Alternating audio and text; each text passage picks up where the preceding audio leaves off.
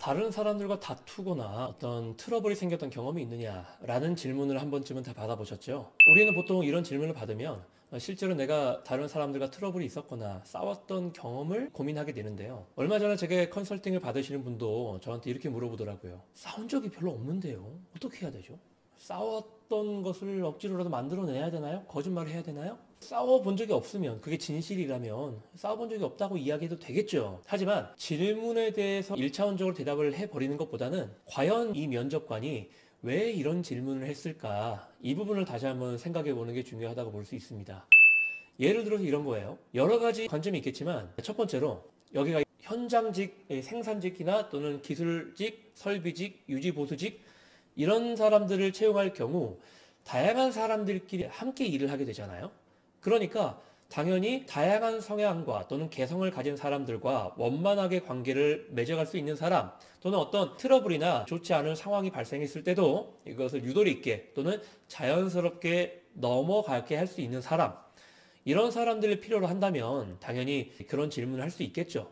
트러블이 있었거나 다른 사람들과 다툰 경험, 그걸 또 어떻게 해결했느냐. 그렇기 때문에 실제로 내가 다퉈야 되냐, 또는 다툰 경험을 만들어내야 되냐, 이런 것으로 답안을 만드는 것에는 약간의 이 핀트가 어긋나게 될 수 있습니다. 그럼 어떤 부분에 초점을 맞춰서 대답을 준비해야 되냐? 질문자의 의도 자체가 뭐였어요? 다양한 성향의 사람들과 함께 어우러질 수도 있느냐? 이러한 것을 알고 싶어서 다투거나 또는 트러블이 생겼던 경험이 있느냐, 또는 그것을 어떻게 해결했느냐 라는 질문이 된 거잖아요. 그러니까 그 질문에 집착하지 않고 그 질문을 하게 된 그 의도에 착안해서 답안을 준비하는 겁니다.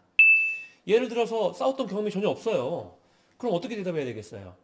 사실 제가 다른 사람들과 다투거나 트러블이 생겼던 경험이 거의 없습니다. 왜냐하면 그런 트러블이 생길 만한 상황이나 또는 분위기가 감지될 때마다 제가 어렸을 때부터 다른 사람들과 함께 지내거나 어우러지다 보니까 눈치가 조금 빠르게 돼서 그런 분위기가 느껴지면 바로 그 분위기를 다시 풀기 위해서 노력한다거나 또는 자연스럽게 긍정적인 방향으로 유도한다거나 이렇게 해왔기 때문에 크게 트러블이 생긴 적이 없습니다.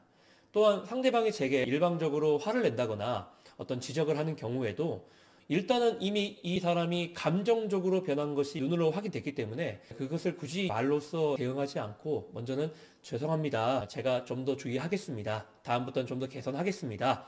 라고 대답을 한 뒤에 나중에 모든 감정적인 상황이 정리됐을 때 업무 이외의 시간이나 식사 시간을 통해서 자세히 이야기를 하고 오히려 관계를 돈독하게 만들어가는 그런 방식을 사용했기 때문에 사실 큰 트러블이나 이런 부분은 없었던 것 같습니다. 채용돼서도 이런 트러블이 생기거나 또는 생기기 전에 조직에 긍정적인 영향을 미쳐가면서 이런 부분이 생기지 않고 조직 문화가 긍정적으로 발현될 수 있도록 좀 더 노력하겠습니다.